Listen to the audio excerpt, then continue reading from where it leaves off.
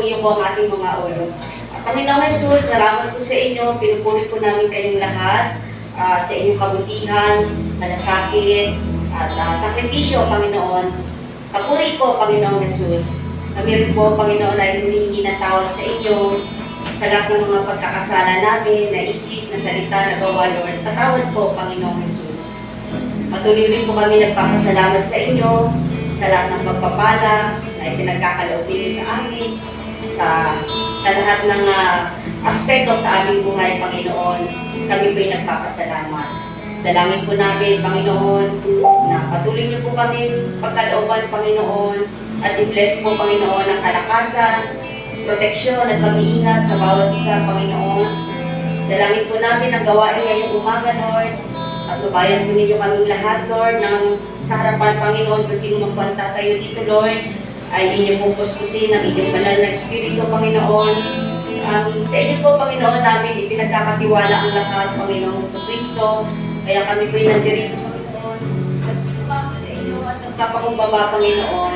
Kaya muli, Panginoon, salamat po sa inyo po ang paborit sa salamat sa lahat sa pangalan ni Jesus. Amen. Amen.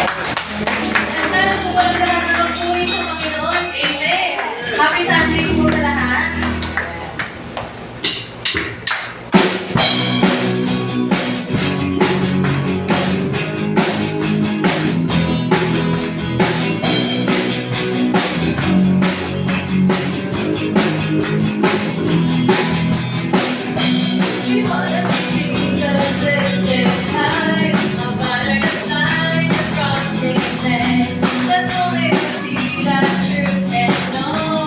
This is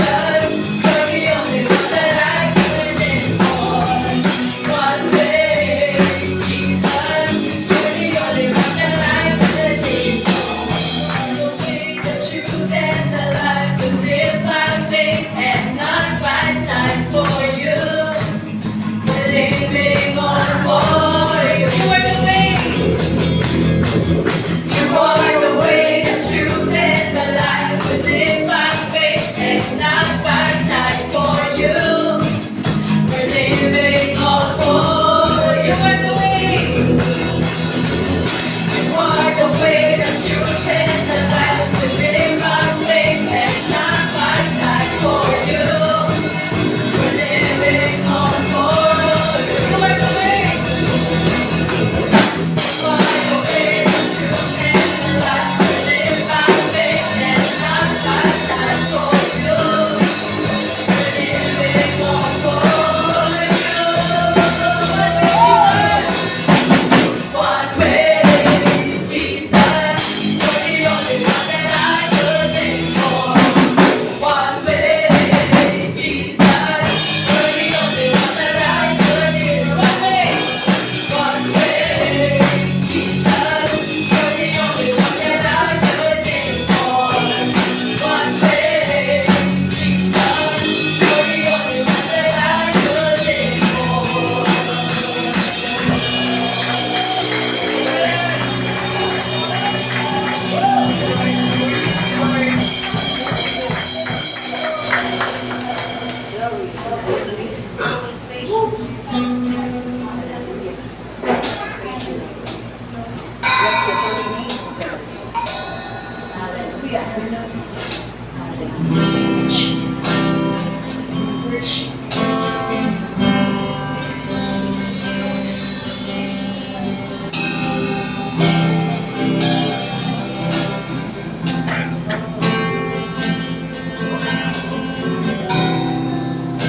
forgiven, because you were forsaken.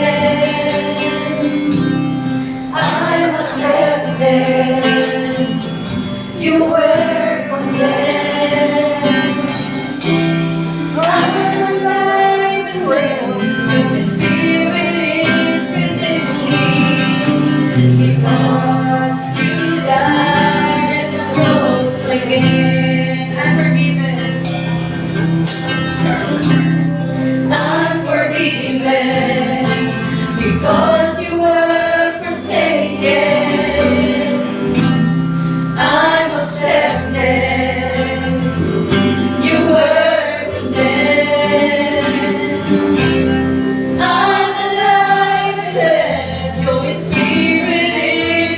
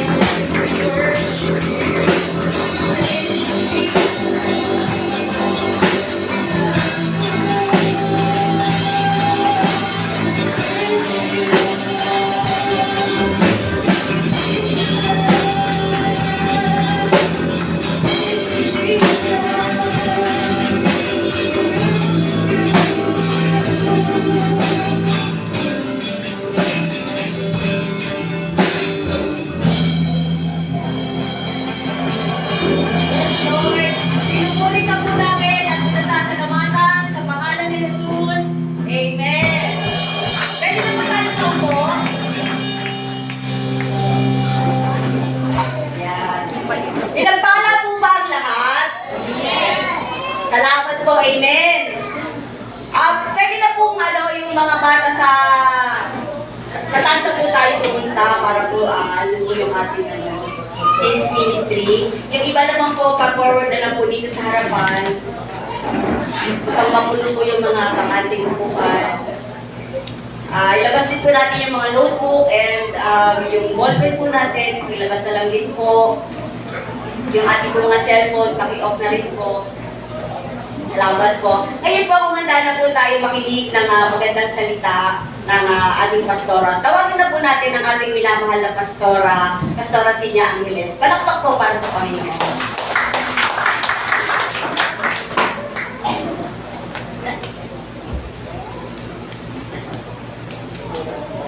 Praise the Lord. Now and forever. Now and forever. Praise the Lord. Amen. Napakabuti ng Diyos na nandito tayo. The safest place in the world is the church. Amen. At nagagalak tayo, naririto tayong lahat sapagkat pinapunta tayo dito ng Panginoon. Amen. Hallelujah. Meron masaganang pagpapala sa bawat isa para sa atin sa araw na ito. Habang nagmi-minister ang kanyang lingkod sa araw na ito, tawagin natin si Pastor Dan.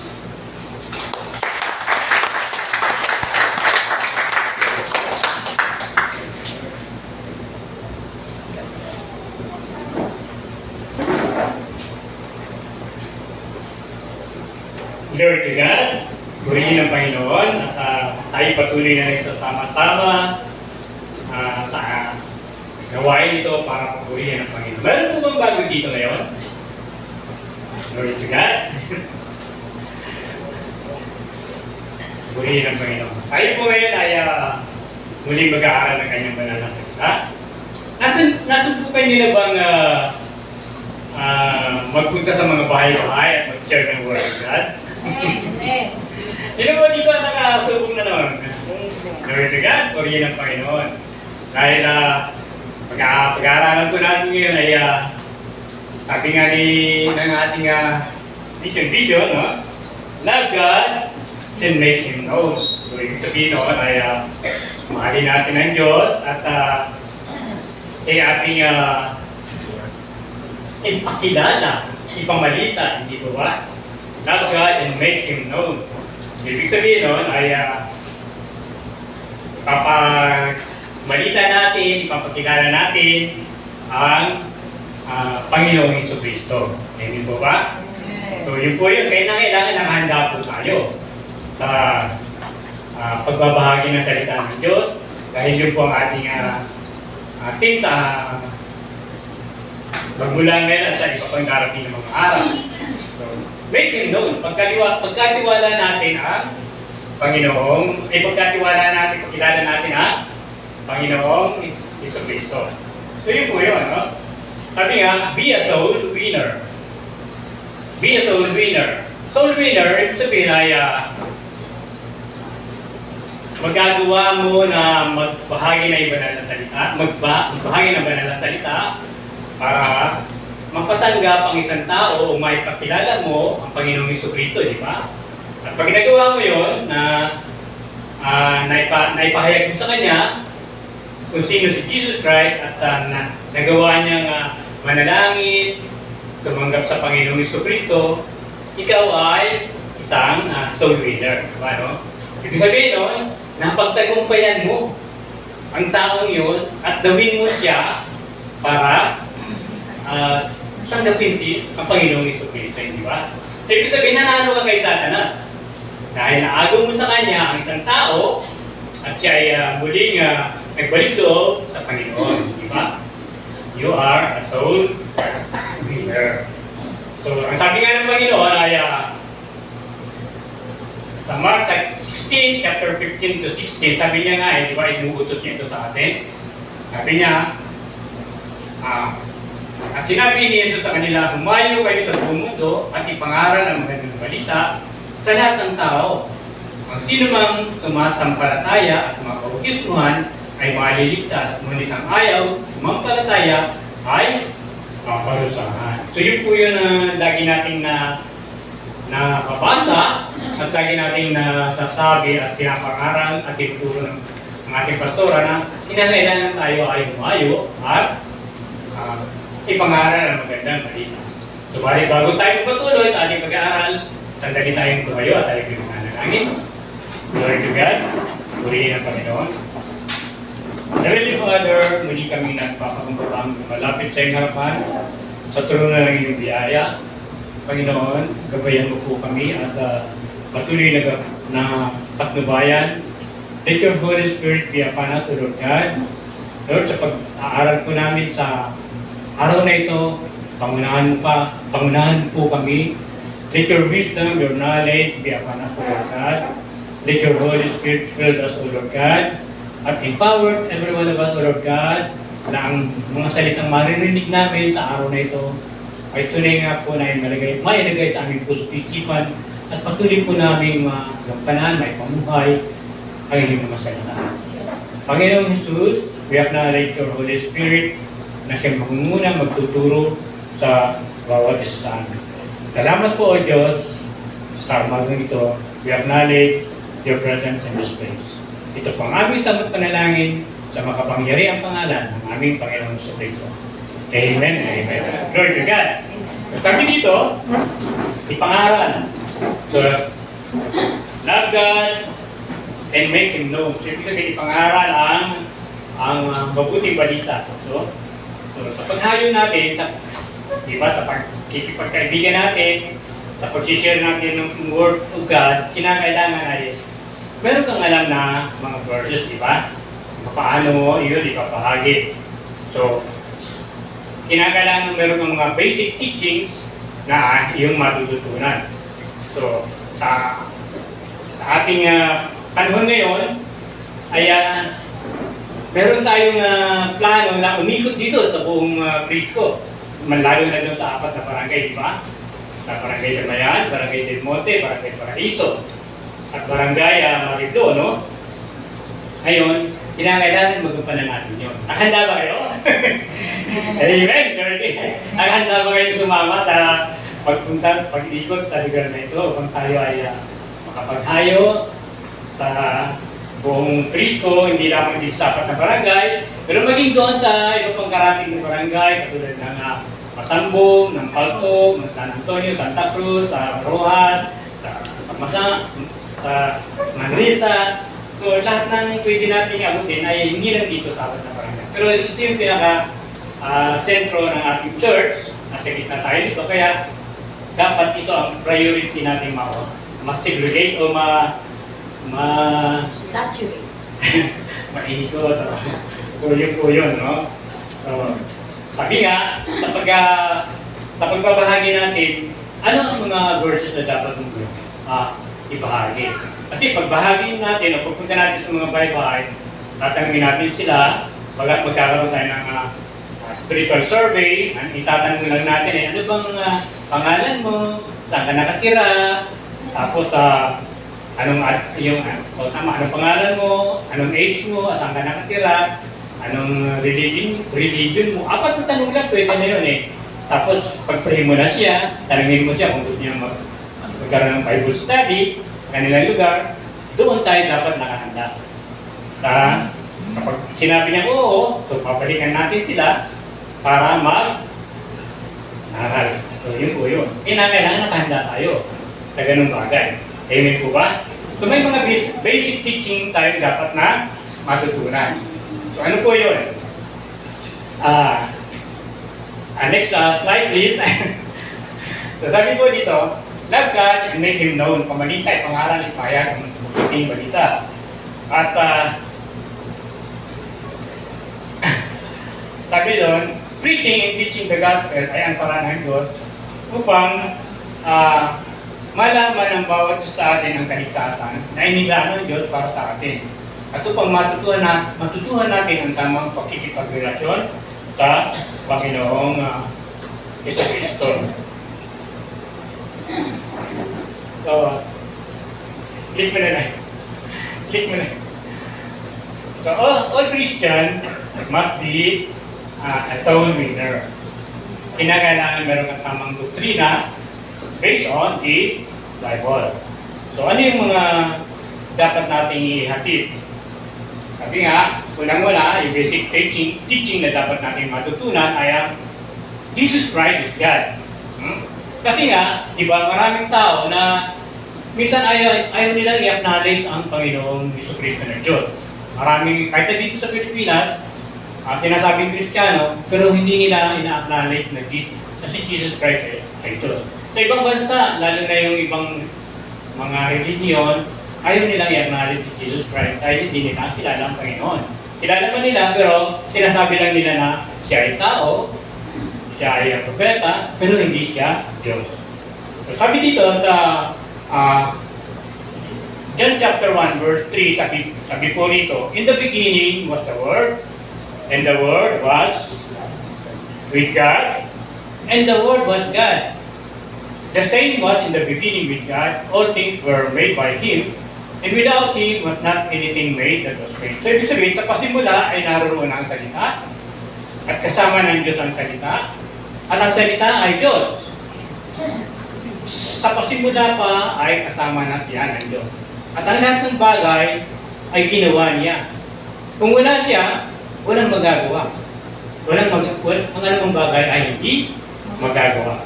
At sa verse, click this, sa verse 14, sabi ko doon, ang salita ng Diyos ay naging tao. Di ba?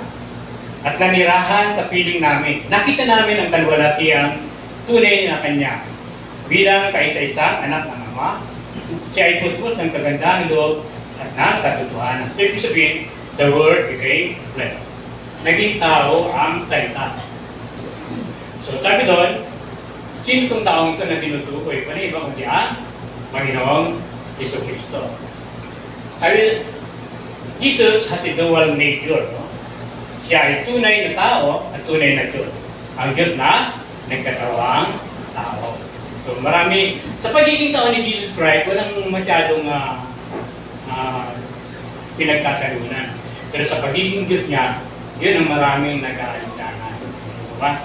So ito po yung isang patunay na ang Panginoong Jesucristo ay Diyos. Sabi doon sa Philippians chapter 2 verse 6-11, sabi nga doon, kahit siya ilikas at tunay na Diyos, hindi niya pinagpilitang manatiling kapantay ng Diyos. Dahil sa pagiging tao niya, siya ay Diyos, pero sumunod siya, no? Please. Sumunod siya sa kalooban ng Ama. At sabi nga doon, sa halip, kusa niyang hinuban ang pagiging kapantay ng Diyos at naging katulad ng isang alipin. Pinanganak siyang tulad ng mga karaniwang tao. So, ibig sabihin talagang may process ang pagiging tao niya, di ba, no? At nang si Kristo ay naging tao, nagpakumbaba siya at naging masunurin hanggang kamatayan. Maging ito man ay kamatayan sa krus. Dahil dito, sa lubusang itinaas ng Diyos at ibinigay sa Kanya ang pangalan higit sa lahat ng pangalan. Sa gayon, sa pangalan ni Jesus ay luluhod at magpupuri ang lahat ng nasa langit, nasa lupa, at nasa ilalim ng lupa.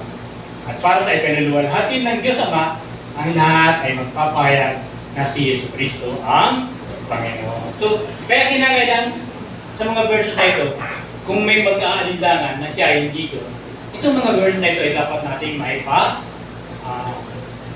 maipaliwanag sa kanila.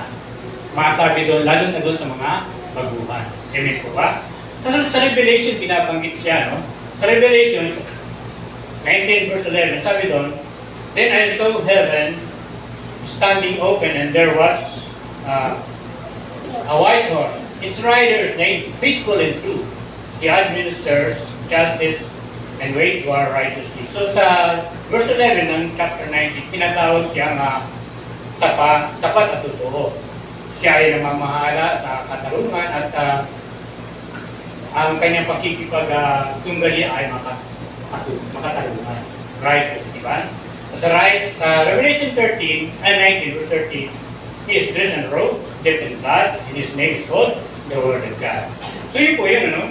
Siya ay, ang kanyang kasuotan ay puno ng dugo, at siya ay tinatawag na salita ng Diyos. Katulad na binasa natin kanina sa John chapter 1, siya ay salita ng Diyos. He is the Word. Siya yung tinutukoy din dito sa Revelation chapter 19, verse 11, 13. At sa Revelation verse 16, 19 verse 16, in his robe, sa kanyang damit, at sa kanyang kita, ay nakasulat ng isang pangalan na King of Kings and Lord of Lords. Siya ay hari ng mga hari, Panginoon at mga Panginoon. So isang patunay ito na siya ay Diyos. Amen po ba? Tuloy po yan, no?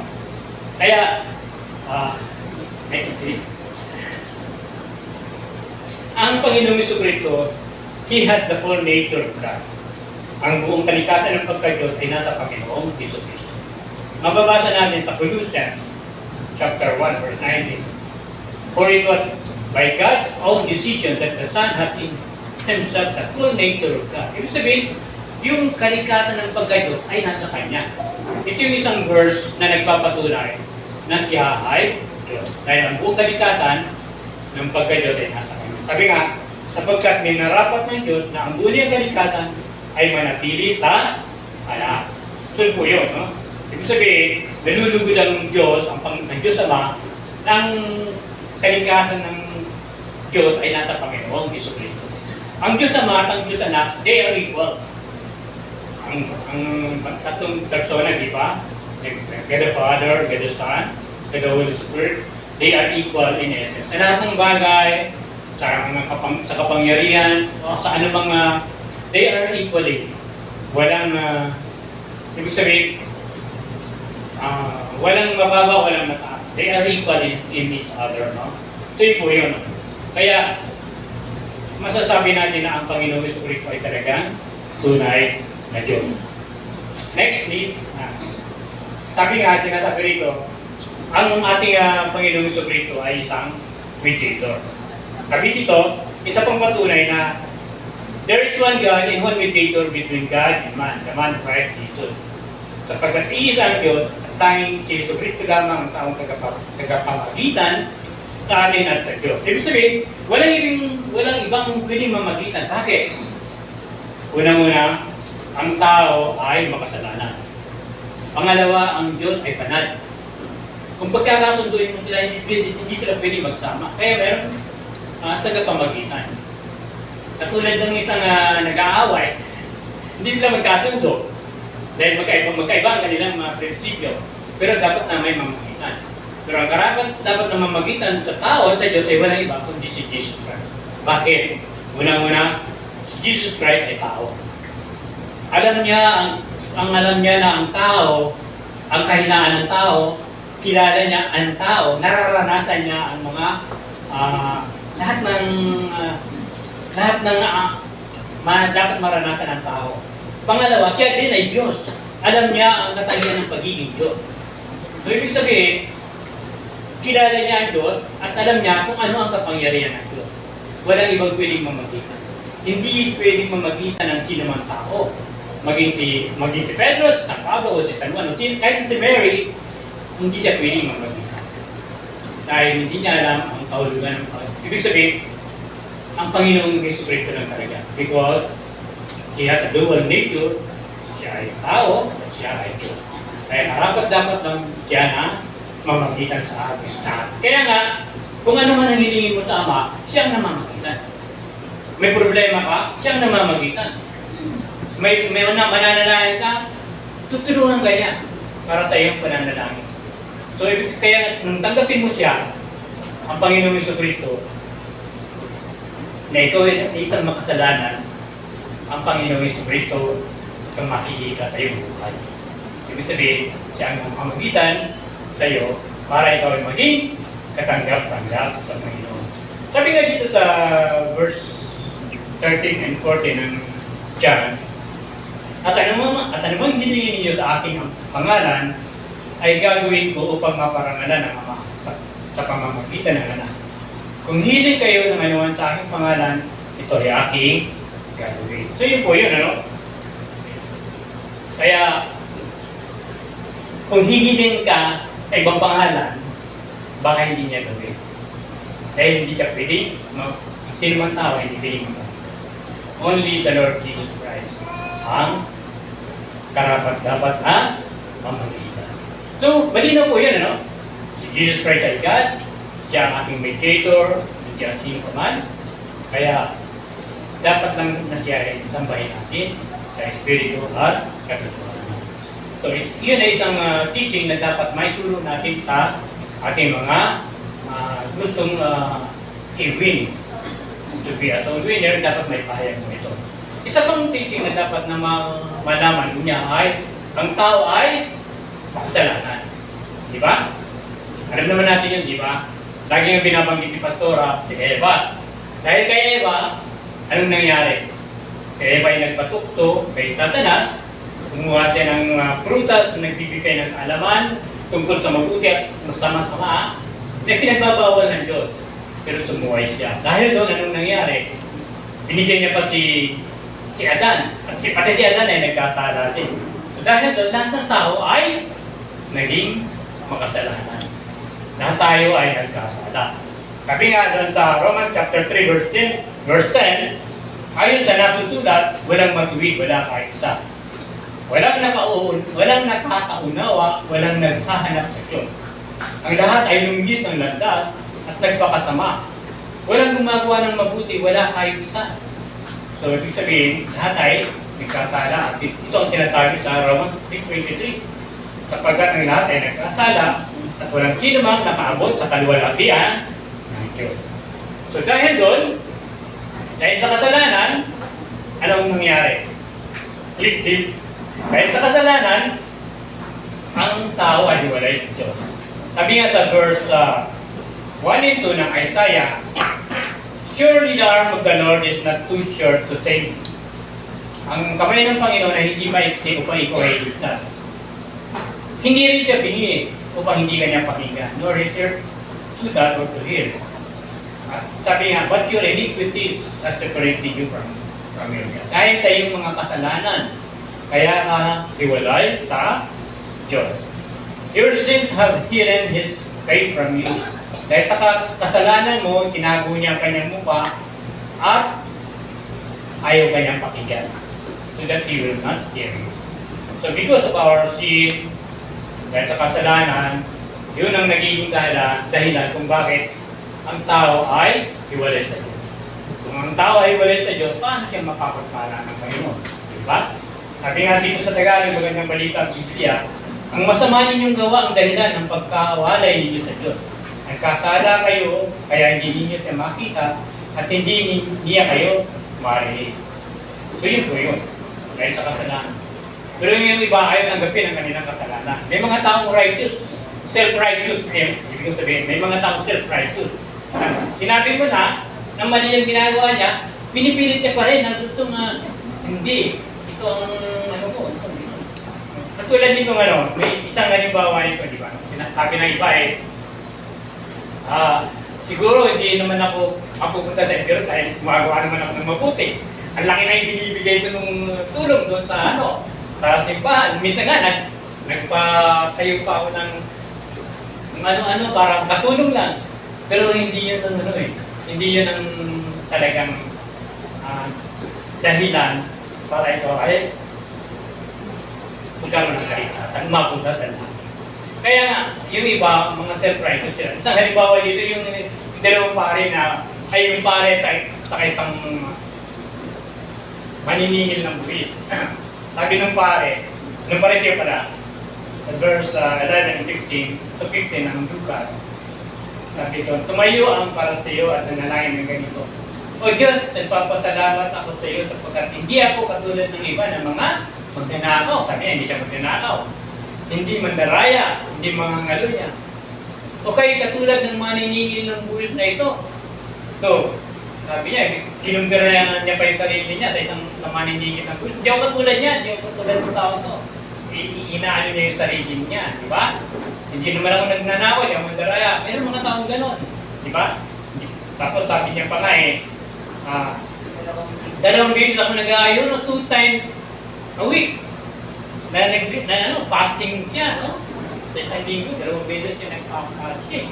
So, tapos sabi niya pa nga sa isang linggo, nagbibigay rin ako ng 10 bahagi mula sa lahat ng aking kinikita. Ibig sabihin, nagbibigay siya ng tithes. Kumbaga sa andun yung nakikita sa kanya, prayer niya, fasting niya, tapos tithes siya. Di ba? So, sinataas niya yung kanyang sarili, no? Pero yung isa, sabi nga dito, samantala ang maniningil ng buwis, kasi ang maniningil ng buwis ng araw ay tinutuloy nilang masama dahil sa pagmumulekta ng sobra-sobra ang kanilang buwis. So, pero ang maniningil ng buwis, sabi doon, ay nakatayo sa malayo at di man lamang makatingin sa langit. Dinadagukan niya ang kanyang dibdib at sinasabi, O Diyos, mahapag ko kayo sa akin, may isang makasalanan.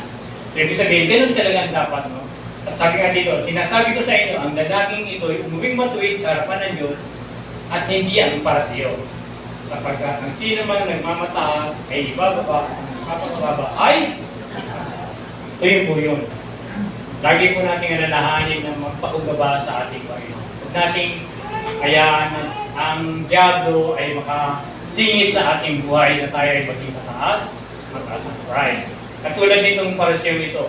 Ang mga parisyon kasi sa silang mga, kumbaga saan mga, they are strict sa pagsunod sa kautusan ni Moses. Nung panahon na yun, ng Old Testament. Andun sila, makikita mo sila na parang banal na banal sila, pero ang kalooban pala ay napakalayo. May mga taong gano'n. Kahit sa panahon ngayon, natin ngayon, meron po mga gano'n. Amin po ba? So, huwag tayong maging self-righteous. Maging mapagkumbaba po tayo sa harapan ng Panginoon. Sapagkat, sabi nga, kung sino mang nagpapakataas ay bababa. At kung sino mang nagpapakababa ay tataas. Sabi na iba, hindi naman ako gumagawa ng masama, hindi naman ako nagnanakaw, hindi naman ako pumapatay. Sabi niya, ang self-righteous yung gano'n. Sabi nga, pero sinasabi sa unang 1 chapter 1 verse 8 hanggang 10, kung sinasabi natin tayo'y makasalanan, kung sinasabi natin tayo walang kasalanan, dinadaya natin ating sarili at wala sa atin ang katotohanan. So, kasi meron magsasabing gano'n eh. Wala naman akong kasalanan, hindi naman akong gumagawa ng masama eh. Subalit, kung pinapayag natin sa Diyos ang ating mga kasalanan, maasahan natin palatawarin tayo ng Diyos sa mga ito. At lilinisin tayo sa lahat ng ating kasalanan sapagkat siya'y tapat at matuwid. Pero kung sinasabi natin hindi tayo nagkakasala, ginagawa natin sinungaling ang Diyos. At wala rin sa atin ang kanyang salita. So, ito yung binabanggit sa 1 chapter 1, verse 8 and 10. And verse 8 to 10. So, kinakailangan lang na i-converse natin. Ipahayag natin. Kaya kung ikaw ay magmamataas at ayaw kong aminin na ikaw ay isang makasalanan, anong sabi? Wala sa iyong katotohanan, ginagawa mo, sinungaling ang Diyos. At anong kabayaran ng kasalanan? Sabi nga dito, the wages of sin, sapagkat kamatayan ang kabayaran ng kasalanan. Anong kahulugan nito? Magiging, kahit sa hindi ka ayaw mong aminin, ikaw ay naghiwalay sa Diyos, ang kabayaran ng kamatayan. Ang kahulugan nito ay you are totally separated from God. Kamatayan na ang iyong kaluluwa ay mapunta doon sa saan? Sa impyerno. Parang iba. Di ba? So yun yung sinasabing kamatayan. Pero ang Diyos ay mabait. Napakabuti niya. Ngunit ang libreng kaloob ng Diyos ay buhay na wala hanggan. Yun ang binibigay sa atin. Libre ito, binibigay ng Panginoon. Sa pamamagitan dito, sabi dito, sa pamamagitan ni Kristo Jesus, ating Panginoon. Yun. There is no other way, no? Only through the Lord Jesus Christ. Upang ikaw ay magkaroon ng buhay na wala hanggan. Makakamtan mo ito through the Lord Jesus Christ. So yun po yun. Kinakailangan lang na ang kinin natin si Jesus ay ang Diyos. Kinakailangan na humingi tayo ng tawad, magpakumbaba. Dahil ang Diyos ay napakabuti niya.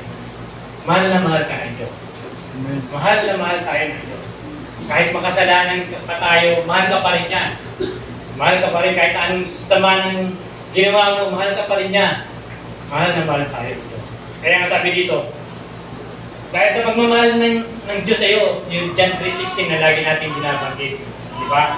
Lagi, ulit-ulit na natin nakagano'n dito. Dahil sa pag-ibig ng Diyos sa iyo, binigay niya ang kanyang nag-iisang anak, ang kaisa-isang anak niya. Sabi nga rito, kahit na ikaw ay masama, ngunit pinadama ng Diyos ang kanyang pag-ibig sa atin na mamatay si Kristo para sa atin nung tayo makasalanan. Ibig sabihin, kahit na makasalanan pa, binigay na si Jesus Christ para sa iyong katubutan ng mga kasalanan. Kaya ang Panginoong Jesucristo ay nag-iisang anak ng Diyos, ibinigay sa atin. Sabi nga, kayo na lang mga pag-ibig ng Diyos sa sangkatauhan kahit ibinigay niya ang kanyang kaisa-isang anak upang ang sinumang sumampalataya sa Kanya ay hindi mapahamak kundi magkaroon ng buhay na walang hanggan. So, para magkaroon ka ng buhay na walang hanggan, sumampalataya ka sa Panginoong Jesucristo. At ikaw ay hindi na mapapahamak kundi magkaroon ka ng buhay na walang hanggan. So, yun po yun. Ito ang dapat na maitanim natin doon sa mga babahagi na natin ng salita ng Diyos. Kapagkat walang ibang daan, sabi nga ni Jesus Christ, walang ibang daan na makapupunta sa Ama. There is no other way. Only through the Lord Jesus Christ. Siya mismo ang nagsabi nito. Sabi niya, Jesus the only way to the Father. Sabi dito, sumagot si Jesus, siya ang nagsalita nito. Sabi niya, ako ang daan, ang katotohanan at ang buhay. Walang makapupunta sa Ama kundi sa pamamagitan ko. So yun po yun. Only through the Lord Jesus Christ. Hindi sa pamamagitan ni Pedro, hindi sa pamamagitan ni Pablo, hindi sa pamamagitan ni San Juan, hindi rin sa pamamagitan ni Mary, hindi rin sa pamamagitan ng religion. Kahit anong relihiyon mo, kung wala si Kristo sa iyong buhay, hindi mo siya kinikilala, hindi mo siya kinakilala. Sabi doon, ikaw ay iwalay sa Diyos. Kaya kasi ang sabi ng Panginoong Jesucristo, kinakailangan ay makilala mo siya ng lubusan. Siya lang ang pangalan na ibinigay ng Diyos sa ikaliligtas ng tao. Sabi nga doon, the only name given to us, sabi doon sa Acts chapter 4 verse 12, sa kanya lang matatagpuan ang kaligtasan sapagkat walang ibang pangalan ang sinamang tao sa buong mundo na ibinigay ng Diyos mga tao pang kaya ay maligtas. There is no other name given under heaven that a man can be saved. But it's only through the name of the Lord Jesus Christ. So, kaya kung may nagturo sa inyo, maliligtas ka, sumama ka sa amin. Maliligtas ka, sumama ka sa aming religion. Tumawag ka kay ganito, kay ganyan, maliligtas ka. Pero ang sinasabi nga, there is no other name given under heaven na ang tao ay maligtas. Only through the name of the Lord Jesus Christ. Siya lang ang dapat nating itaas, papurihan, sapagkat siya ang namatay, siya ang tumubo sa atin, ibinuhos niya ang kanyang dugo, binigay niya ang kanyang buhay, willingly. Ito ay kusa niya yung pinagkaloob sa atin upang kaya magkaroon ng kaligtasan. At kapag tinanggap mo siya, doon ka na magkakaroon ng relasyon. Doon ka na magkakaroon ng relasyon sa Diyos. Sabi nga, you will become a child of God. So yun, ang sinasabi sa John chapter 1 verse 12. Yun lang ang dapat mong gawin. Tanggapin mo si Jesus Christ. Pero sabi rito, subalit ang lahat ng tumanggap at sumampalataya sa Kanya ay binigyan niya ng karapatang maging mga anak ng Diyos. Ibig sabihin, may gagawin ka. Tanggapin mo siya, sumampalataya sa Kanya. Then, may karapatan ka na. Tanggapin, sumampalataya ako sa Kanya. Kung tinatanggap mo siya, hindi ka naman sumasampalataya, kulang. Kailangan, tinanggap mo siya, wholeheartedly, papasakot ka sa Kanya. Tinatanggap, sabi nga, tanggapin mo siya, no? At ikaw magkakaroon mo. Sa oras na ginawa mo yun, ikaw ay anak ng Diyos. At bilang anak ng Diyos, ikaw ay tagapagmana, di ba? Sabi nga dito sa Romans chapter 8, verse 17. At yung mga anak, tayo mga tagapagmana ng Diyos. At kasamang tagapagmana ni Kristo. Sapagkat kung tayo kasama niya sa pagtitiis, tayo makakasama niya sa kanyang kaluwalhatian. So, pag tinanggap mo siya, bilang Diyos, Panginoon sariling tagapagligtas na iyong buhay, ikaw ay tagapagmana. At kasama ka ang tagapagmana ni Jesus Christ. Pero si Jesus Christ ay nagdanas ng hirap. Nakaranas siya ng hirap. Sabi niya na, kung kayo'y tayo kasama niya sa pagtitiis, tayo makakasama niya sa kanyang kaluwalhatian. Kaya nga sabi ng Bible, if you want to follow me, carry your cross and follow me. Deny yourself, ibig sabihin, alisin mo yung mga hilig na yung katawan kung susunod tayo sa kanya. Kung tinanggap mo siya ng totoo, sabi nga, meron kang aalisin hindi maganda sa iyo. Dahil susunod ka sa kanya. Pag tinanggap mo siya, bilang Diyos, Panginoon sa iyong tagapagligtas, di ba sabi nga, you are a new creator. Ikaw ay bago ng nilalang. Wala na yung dating pagkatao. Lahat ay bago. Yun yung lagi natin nasasabi doon sa Corinthians chapter 5 verse 17. Lagi po natin nababanggit ko. Kaya ito ay bago ng nilalang. Kaya yung nabanggit nga ni Brother Peter na yung kasalanan ay hindi na dapat maghari sa atin. Dapat nakaalaya na tayo doon. Oo, nandun ang kasalanan, nakapaligid sa atin, pero meron tayong power na iwasan yon, meron tayong kakayahan na iwasan yon because the Holy Spirit was given to you. Ang banal na Espiritu ay nasa sa inyo, tanggapin niyo siya, kaya magagawa ko yun. Sabi nga, greater is He within me than he that is in the world. Mas malakas siyang nasa akin kaysa doon sa nasa mundo. Ibig sabihin, si Jesus Christ ay nasa puso mo. Ang banal na Espiritu ang tuturo sa iyo, gumagabay sa iyo, nag-iingat sa iyo, pinakaalalahanan ka sa lahat ng iyong mga God's way. So yun po yun. Yun lang ang kinakailangan. At sabi doon, i-child of God, kapag tinanggap mo siya. At kinakailangan sa pagtanggap mo sa Kanya, sa pamagitan ng panalangin. Panalangin pagtanggap. You have to confess and believe. Sabi nga, sa verse 10, 9 and 10 ng Roman, chapter 10, kung ipahahayag ng iyong labi na si Jesus ay Panginoon at kung puso kang sasampalataya, kasi muling binuhay ng Diyos, maliligtas ka. Ibig sabihin, andun yung confession. Kung pahayag na iyong labi. Kaya nga kung patatanggapin mo ang isang tao, you have to live na marinig sa kanyang boses na tinatanggap niya ang Panginoong Jesucristo. Sabi nga, sapagkat sumasampalataya ang tao sa pamamagitan ng kanyang puso at sa gayon ay pinapawalang sala ng Diyos, nagpapahayag naman siya sa pamamagitan ng kanyang labi at sa gayon ay naliligtas. So, through confession, with your heart, deep in your heart, sa puso mo, tinatanggap mo siya bilang Diyos, doon ka nagkakaroon ng kaligtasan. So yun po yun, ano? At doon nga sa chapter 16 verse 31, yung jailer ay nagtanong, paano ba dapat namin gawin? Sabi naman ni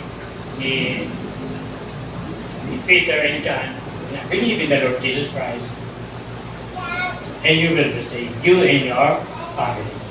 Ibig sabihin, mahalaga na tayo manampalataya sa Panginoon. Siyempre, kailangan maturuan natin ang ating family. Maturuan ng ating family, makakasama natin sila sa pananampalataya. Sila man ay magkakaroon ng kaligtasan. So yun po yun, no?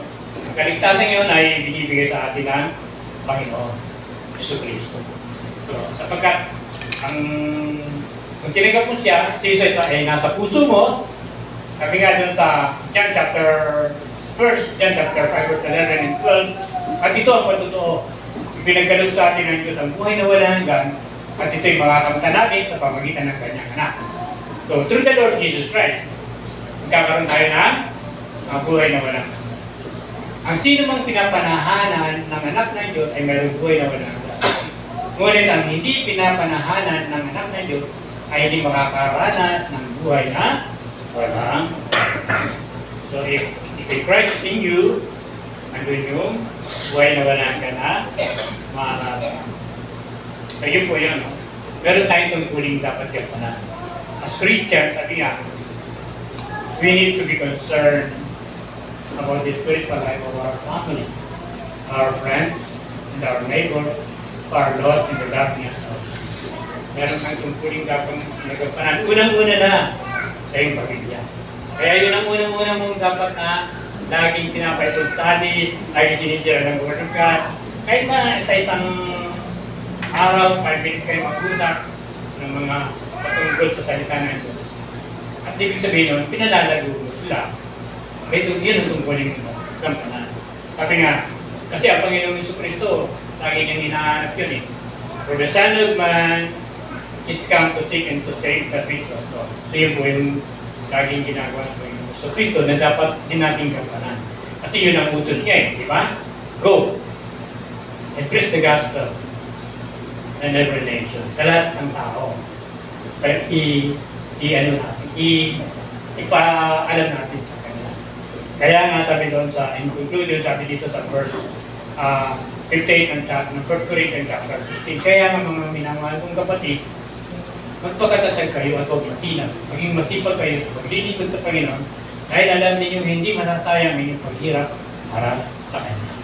Amen po ba? So yun po yung hinahamon sa atin. Sinasabi sa atin, be strong, be courageous.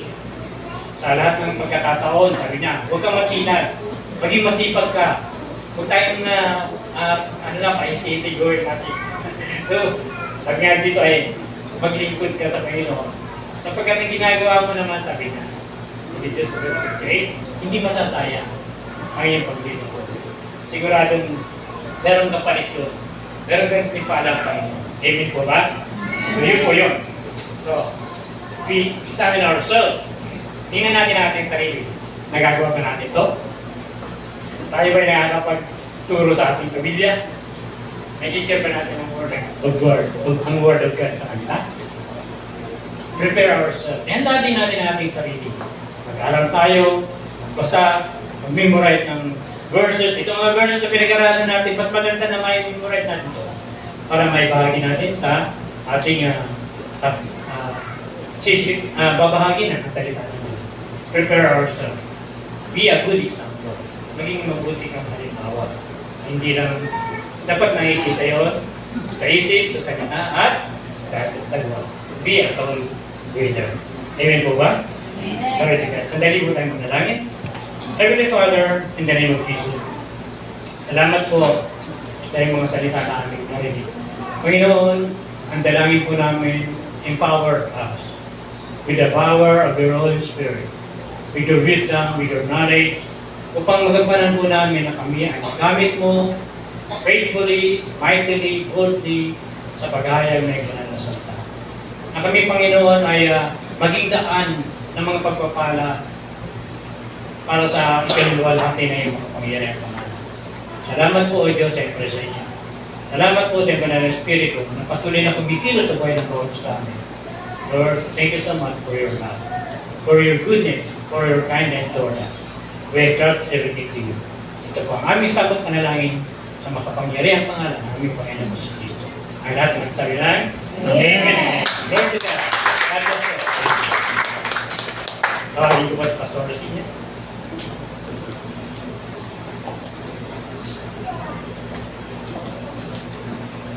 Malinaw po ang mensaheng tinanggap natin sa araw na ito at maliwanag para sa ating lahat sapagkat mula sa umpisa na dapat na makilala natin kung sino ang Panginoong Jesus. Pangalawa, na lahat ng tao nagkasala. Tayo po, nasa atin ngayon ang baton na ipinasa ng Panginoon. As believer, na tinanggap natin si Jesus as Lord and Savior of our life, not all believer are leader, but all believer must minister. Tayo po ang tagapaghatid. Kaya nga po yung tema natin, ito, yung vision natin, vision, love God and make Him known. Paano makikilala ng iba, ng mga hindi pa nakakakilala at nakatanggap sa Panginoon kung wala magpapahayag sa kanila? Tinanggap natin ang magandang balita, wag po natin hayaan na nakapirmi lang ito sa atin. Kailangan po, katulad ito ng batis na malinaw, umaagos mula sa atin ang tubig na magdadala ng buhay sa iba na hindi pa nakakakilala nito. Tayo po ang tinawag ng Panginoon upang maghatid ng magandang balita. Kung hindi po natin gagawin ito, paano po yung iba? Tayo ay nakakilala sa pamamagitan ng iba na nagdala sa atin ng magandang balita. Kaya tayo naman po ngayon ay may katungkulan na magpahayag. Pahayag natin kung paano kumilos ang Panginoon sa buhay natin na isang malaking pagpapala para sa atin. So, yung baton na ipinasa ng Panginoon sa lahat ng mga believer, sa lahat ng mga mananampalataya, tayo po ang inaasahan ng Panginoon na makapaghahatid ng magandang balita sa iba. Huwag po natin ipagkait yung biyaya na tinanggap natin. I-share po natin kung paano tayo. Kasi po, once na nakilala mo ang Panginoong Jesus, ikaw ngayon ay magpapahayag sa iba kung paano mo nakilala ang Panginoon, kung paano ka nanangan sa Kanyang mga salita, because you are already the living Bible. Sa iyo nakikita ang salita ng Diyos, na tinanggap mo siya, kinilala mo siya, at ikaw ay nabubuhay sa pamamagitan niya. Ibahagi mo rin naman ito sa iba. Ito ang katungkulan ng isang disipulo na tinatawag. Disipulo is a learner. Nag-aaral tayo ng salita ng Diyos, hindi lamang para sa ating sarili, kundi tayo ay paggamit ng Panginoon para sa Kanyang pugasan. Nakita po natin sa mga pamamagitan ng mga versikulo na ipinakita ni Pastor na ang sumasampalataya ay binigyan ng kaligtasan. Ngunit ang hindi naniwala o hindi na sumampalataya ay may parusang nakalaan. Huwag po natin hayaan mangyari ang mga bagay na ito. Tayo bilang mananampalataya, we must love one another, sabi nga po. Paano tayo masasabing we love one another kung sinosolo lang natin ang kaligtasan na ibinigay ng Panginoon? It's about time for each and every one of us na gawin ang iniuutos ng Panginoon. Magkaroon tayo ng paglampalataya na ang Diyos na nagbigay sa atin ng karunungan at kaalaman, siya ang sasama sa atin through the power of the Holy Spirit. Wala tayong dapat na ikatakot. Huwag tayong mahiya. Kundi, magkaroon tayo ng lakas ng loob dahil sabi ng Panginoon, I will never leave you. Katulad po nung si Pablo, humarap sa Sanhedrin, humarap sa husgado. Sabi ng Panginoon, huwag kang matakot. The Holy Spirit will speak through you. Ganon din po sa atin sa kapanahonan ito. Ang banal na Espiritu ang magsasalita para sa atin. Hindi tayo. Pero, ang kailangan nakahanda tayo. Nakahanda tayo sa isang labanan sapagkat ang panahon ngayon ay nagbabadya na ang kaaway ay gumagawa. Huwag natin hayaan manalo ang kaaway. Totoong hindi siya mananalo sapagkat nasa atin ang Panginoon. Tayo ay pinatawag na we are the soldiers of Christ. Tayo ang sundalo ng Panginoon na kailangan magamit ang talento na ibinigay ng Panginoon sa bawat isa sa atin. Lahat ng anak ng Diyos, lahat ng believer ay may talento. Iba't iba ang mga talentong ito. At ang mga talentong ito, hindi binigay para sa atin para yumaman tayo, para mag-improve tayo, para marami tayo ma-accumulate na kayamanan, makapagtayo ng mga lami at magagandang bahay. Sabi, seek Him first the kingdom of God. And all these things, mga dagdag lang ang mga bagay na hindi mo, ay bibigay ng Panginoon sa iyo. Dagdag lang ito. Hindi yan ang main course na ibibigay sa iyo. Dagdag pa lang yan. Kailan? Kapag ikaw ay sumunod. Pagkaroon ka ng pananampalataya at pagsunod, ikaw ay pagpapalain ng Panginoon. Yan lahat ay inihanda na ng Panginoon para sa ating lahat. Kilala niya ang bawat isa sa atin. Wala tayong maitatago sa Kanya. Wala tayong maisasabing hindi alam ng Diyos na ganito. No. Alam ng Diyos ang lahat ng bagay sa atin. Kaya tayo ay naririto, pinili ka para makilala mo ang Panginoong Jesus. You have been chosen. Binukod ka na para makilala mo ang Panginoon. Bakit? May layunin ng Panginoon, kaya ka binukod. Kaya ka tinawag. May plano ang Diyos sa buhay mo. To bless you, not to harm you, but to bless you sa pamamagitan ng Kanyang mga salita na ibabahagi mo sa iba kung paano ikaw ay nakakilala sa Panginoon. Nakilala mo ang Panginoon sa pamamagitan ng banal na kasulatan At nangako siya na hindi kayo iwanan, ipababayaan man. Sa buhay na ito, maraming pagkatakot ang mga tao. Dahil hindi nila alam na mayroong handang kaligtasan para sa lahat ng tao. Sinabi nga sa Bible, ayaw ng Panginoon na mayroong mapahama, that none should perish. Kung kikilos ang mga anak ng Diyos sa panahon ng ito. Mula pa noon hanggang sa panahon ito, patuloy na nananawagan ang Panginoon. Patuloy na tumatawag ang Panginoon sa kanyang mga anak na now, gawin na natin sa mga pagkakataon. Nandito pa tayo, malakas, nakakabasa, nakakarinig. Huwag natin hintayin yung panahon na bedridden ka na at saka sasabihin mo, sana kung malakas lang ako. Now na, kinakausap tayo ang bawat isa sa atin ng Panginoon sa kapanahonan na ito. Huwag natin ipagkait yung kaunting oras na magamit tayo upang maihatid ang magandang balita sa iba. Kaya nga po, meron tayong project na darating ang project na ito na sasaliksikin natin ang lugar ng San Francisco del Monte para makapaghatid ng magandang balita. Dahil nakikita natin ang takbo ng mundo ngayon, puro kasiyahan, katuwaan sa mga gadget na hawak-hawak, hindi yan ang gusto ng Panginoon. Tandaan po natin, may plano ang Diyos sa buhay natin. Sino man tayo na nakaupo sa lugar na ito, may plano ang Diyos sa buhay mo na magamit ka at magpagamit ka sa Panginoon. Ito lang po ang hinihingi ng Panginoon sa atin. Bago siya lumisan sa mundong ito, the Great Commission is for us to go. Hindi maghihintay tayo dito sa church. Kailangan lumabas tayo. Lahat ng miracle ng Panginoon, wala pong nangyari sa loob ng church. Lahat nangyayari sa labas. Kaya ang gawain natin bilang mananampalataya ay sa labas. Pero nandito tayo sa church to study, to learn more, to listen to the Word of God. Pero ang lahat ng ito, gagamitin natin sa labas ng church. Yun po ang ibinigay ng Panginoon sa atin. Kaya, habang nandito pa tayo,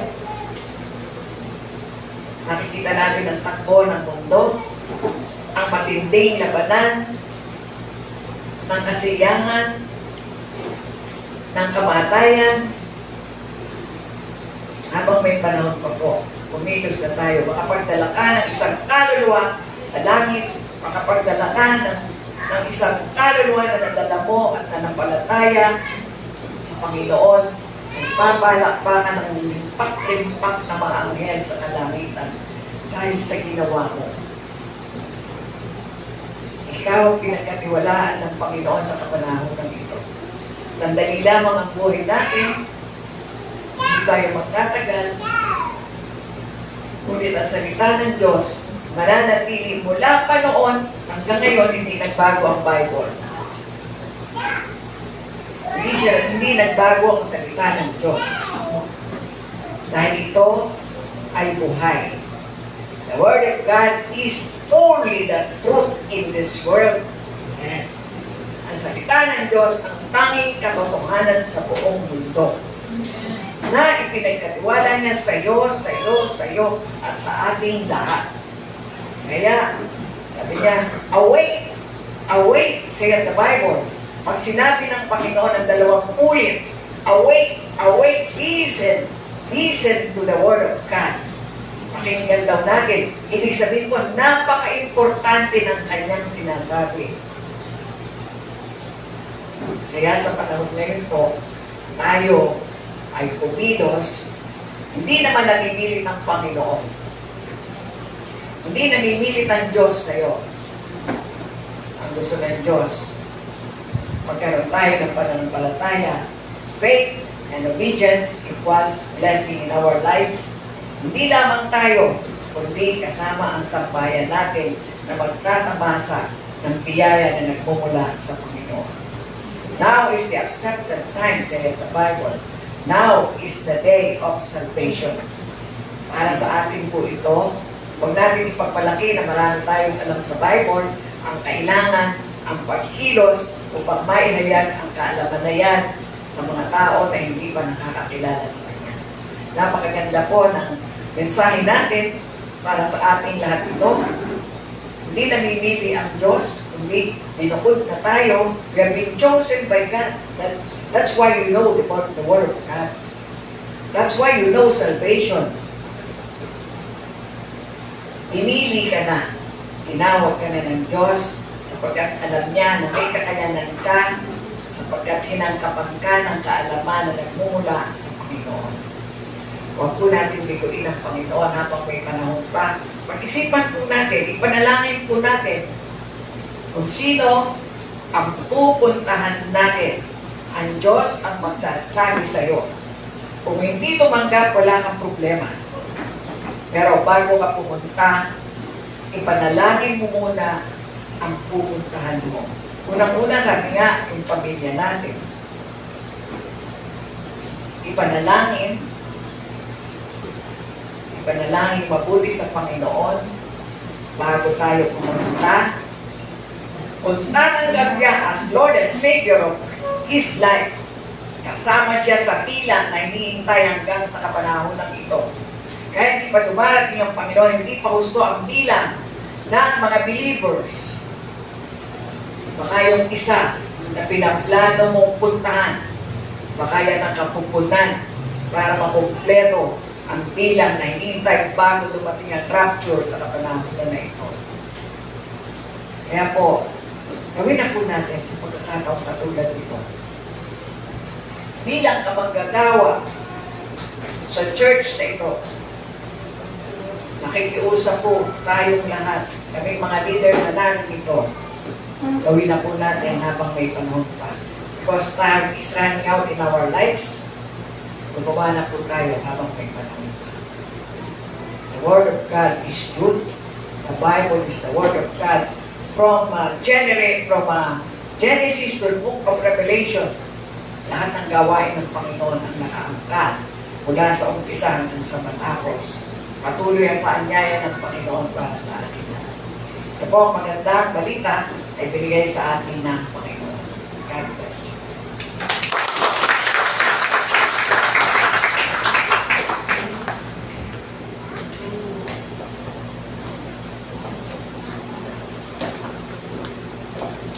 Salamat po sa magandang mensahe. Ngayon naman po ay dumako naman po tayo sa ating mga kaloob. Pwede po nating ilabas ito at atin pong ipapanalangin.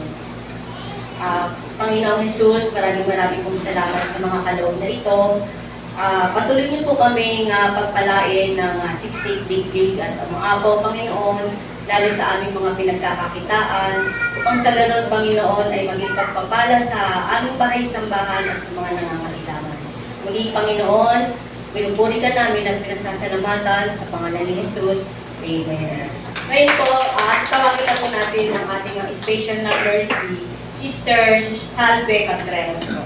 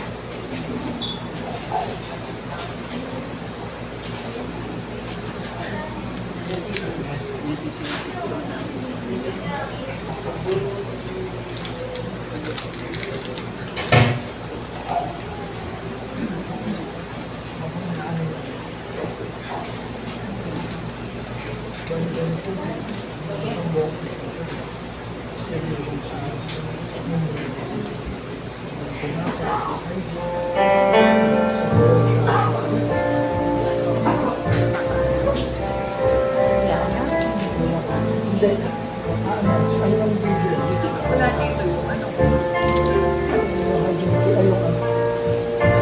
Kaluluwa na. Ako pa tayo nakapuran plus 8. Hindi ko nilagay dito. All heaven declares the glory of the risen Lord. Who can compare with the beauty of the Lord? Forever we will be the love upon the throne. Nilagay ko doon.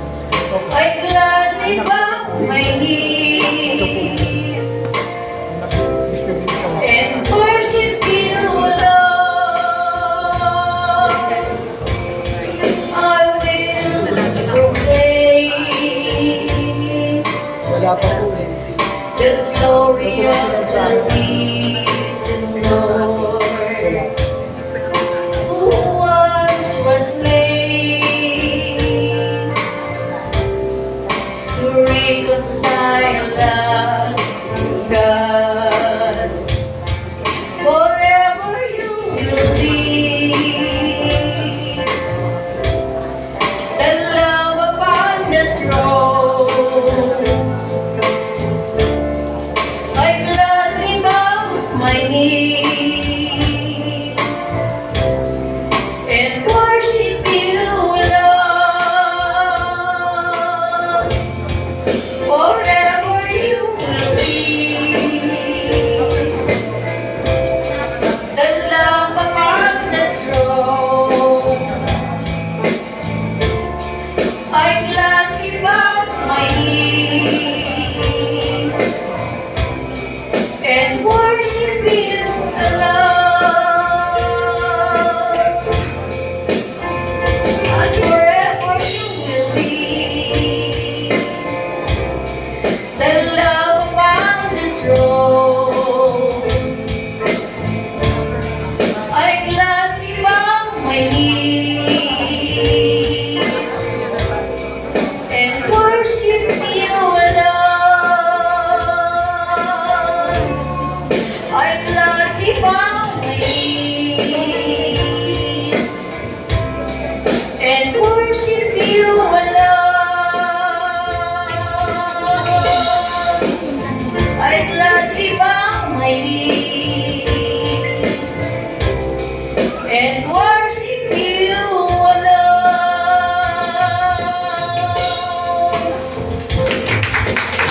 To God be the glory.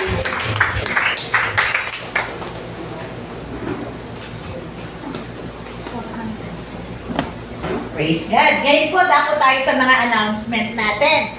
Hallelujah. Siyempre po, ang mga announcement natin, patuloy po natin panalangin at sama sa ating daily chain po and daily prayer natin.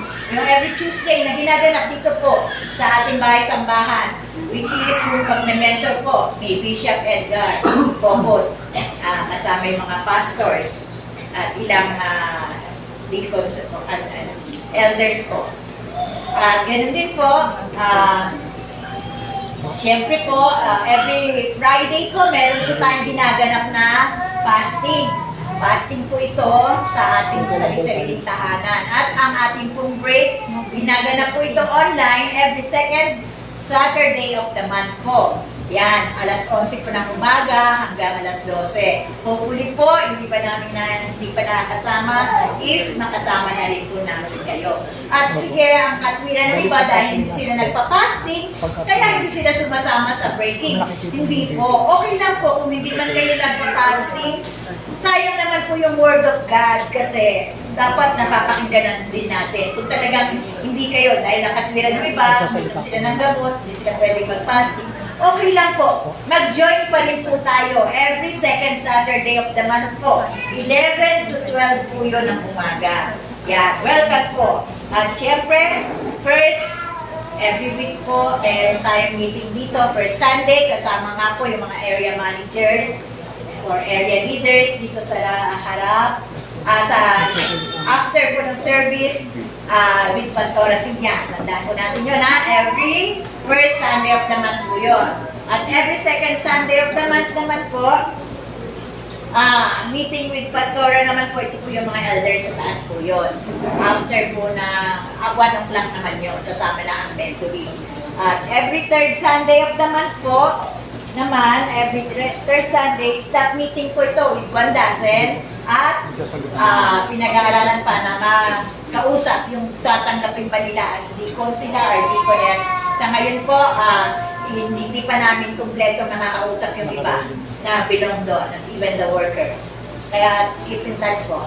At syempre po, every fourth Sunday of the month, di ba po, ang ating gathering naman, yes, family day natin yon. Kaya wag po nating hahayaan maging malamya yun. Syempre, ito po naman yung ating pagtutulungan para sama-sama tayo mag-banding dito. At ganun din naman yung ating pong kakainin.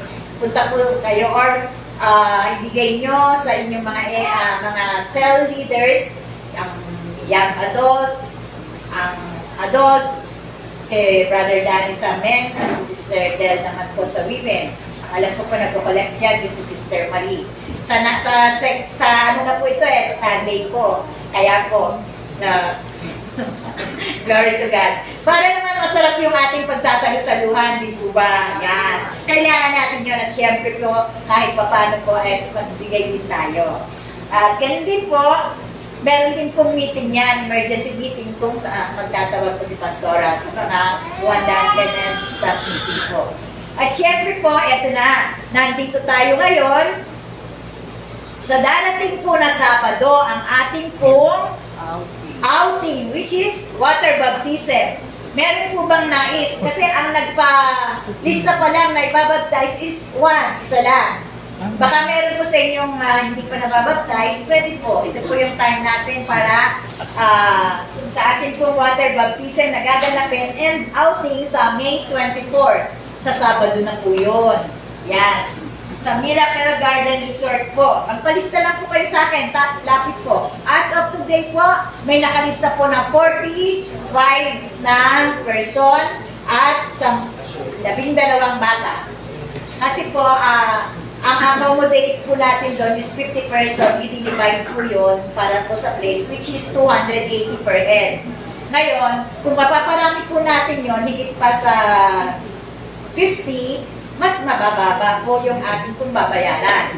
Ang bali po, kanya-kanya na lang po tayong gusto nyong potluck or binir kong baon, nasa inyo po yun, or para sa lahat, hindi po namin yung natakyan. At ang pagpunta po natin doon, yun po, bali, kanya-kanya po rin punta yun Hindi pa napag-uusapan kung nandiyan naman yung ating mabait na si Brother Abet. Asa na ba? Si Brother Abet and family, kung available yung sasakyan nila, which is dito rin po yun. Hindi para final po yun. Yun po. At higit sa lahat po, yung outreach program na ginaganap natin every Wednesday. Ito po ay ginaganap na kasama ng Wednesday group. Tawagin ko po ngayon si Pastora Signa para po dito naman sa Wednesday group na ginaganap nila doon po sa Barangay Masangko. Pastora po. Ayan. Isang gawain po ng The Risen Christ Fellowship na madala ang church sa Presinto 2 ng Masangko. Ito po ay ginampanatang Wednesday group. Nag-start po kami noong May 14.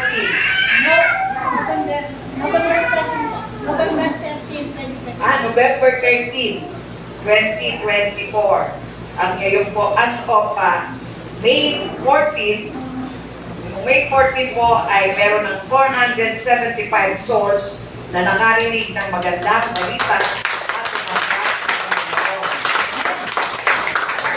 simple lang po ang ginagawa namin pag pumupunta po kami doon. Ipahayag ang magandang balita ng pagmamahal ng Panginoon at ang kaligtasan na inihanda niya. Dahil hindi natin alam kung hanggang kailan ang mga taong naroon, kaya lagi pong salvation dahil may maraming mga bago. Kaya madalas na napapakinggan nila ay ang kaligtasan at ang pagmamahal ng Panginoon. Sila po ay tumatanggap at nakikinig mabuti at kung pwede ay pinapapanalangin pa nila ang kanilang pamilya or mahal sa buhay kung saan man naroon ang mga ito. Sa pamamagitan po ng TRCF, nagdadala tayo doon ng tinapay para merienda nila. At yun po ay bastante na sa kanila yun na pagkain nila. Dumarating po ang kapanahonan last 2 weeks ago ay nagbigay tayo ng hygiene kit sa pamamagitan ni Sister Lisa na nakiusap sa Councilor Sec. Kay Councilor Sep Wico, binigyan po tayo ng hygiene kit para doon sa mga nasa loob ng Presinto 2. Ayan po, dinidistribute natin. Ayan po, nasa table yung mga tinanggap natin na mula sa Councilor Sep Wico at sa kanyang mga kasama na ito po ay hygiene kit. Merong sabon, shampoo, toothpaste, pero walang toothbrush dahil bawal po. Towel at saka alcohol.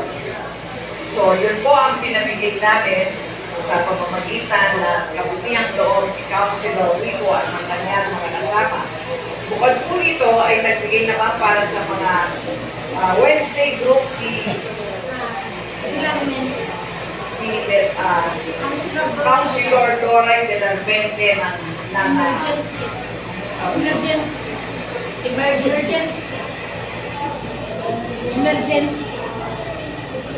emergency kit, medical kit po. First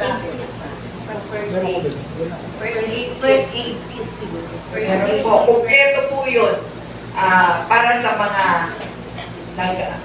mga Wednesday group po. Binigyan kami sa kagandahang loob.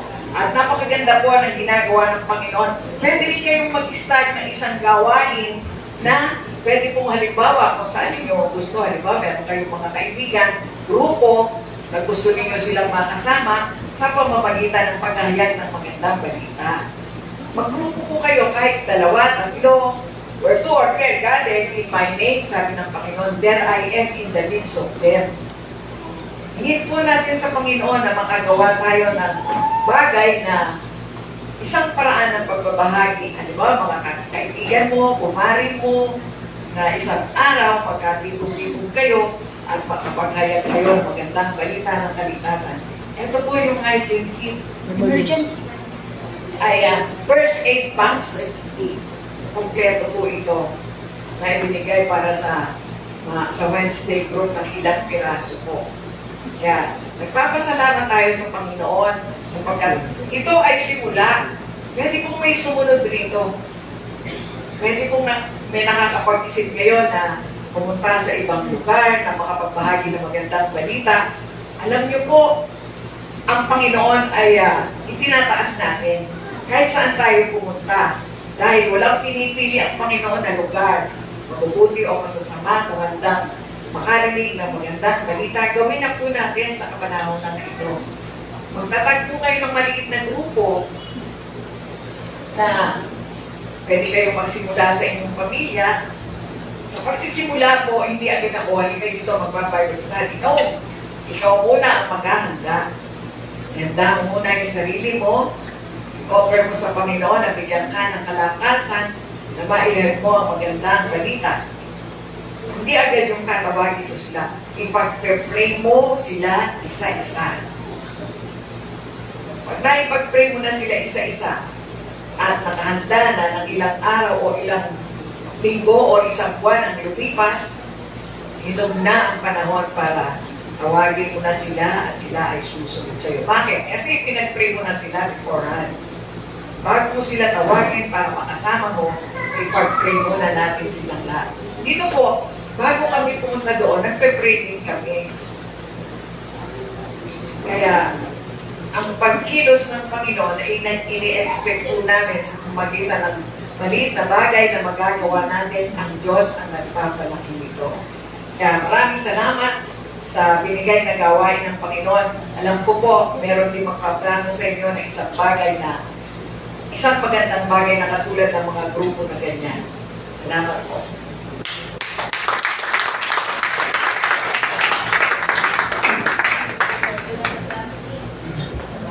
Ngayon po, tawagin na po natin ang music tape para po sa recessional.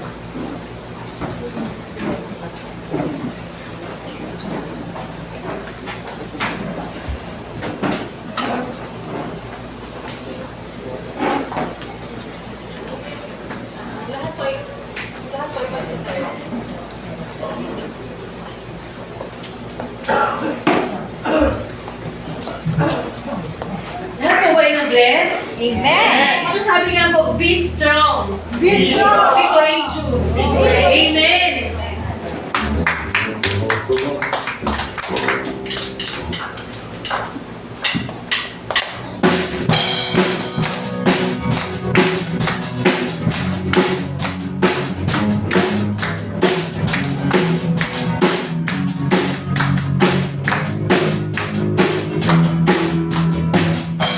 We wanna see Jesus lifted high, whatever lies across His land.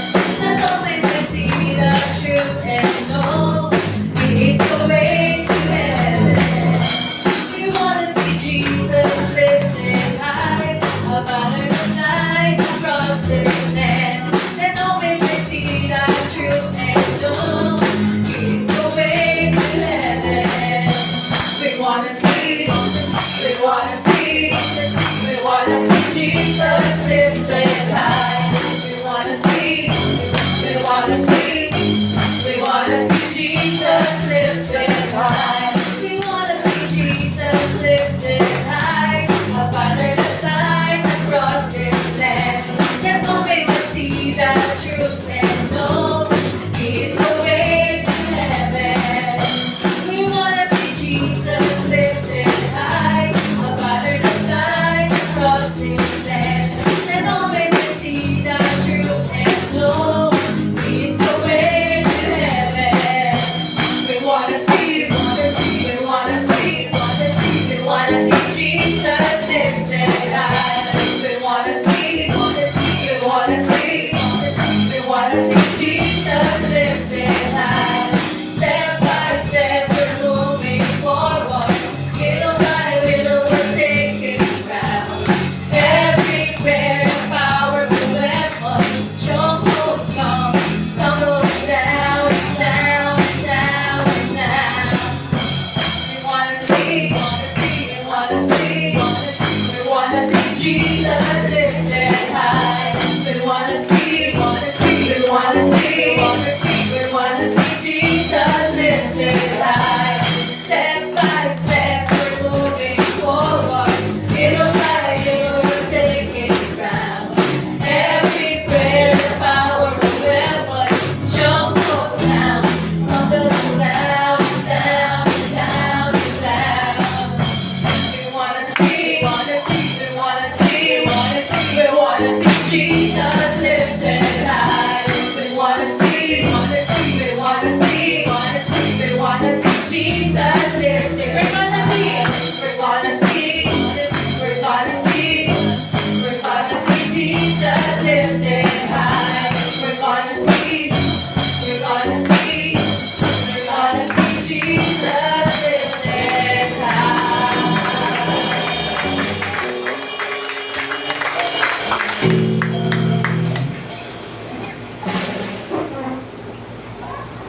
Tayo po ay manalangin. Muli, dakilang Diyos na makapangyarihan sa lahat. Maraming pong salamat sa mensaheng pinadala mo sa pamagitan ni Pastor Danny. Dalahan ko po na patuloy mong pag-ibayuhin ang gawain kung pinagkatiwala po ninyo sa Kanya. Maraming salamat, Panginoon, sa mensahe mo na sumapuso ng bawat isa na magampanan namin habang may panahon pa ang iniutos po ninyo para sa amin. Ganon din po sa mga nasa Facebook Live, Panginoon, na nakarinig ng magandang balitang ito. Dalangin din po namin kung anong pagpapala ang miyanda mo para sa aming lahat. Ganong pagpapala rin ang makarating sa kanila. Kaya, Panginoon, hayaan mo kung maingat namin ibinabalik sa iyo lahat ng papuri, pararangal, pasasalamat at pagsamba. Ito po ang aming samot panalangin sa pinakamakapangyarihang pangalan ng Panginoong Jesus. Tayong lahat ay magsabi ng Amen! God bless you!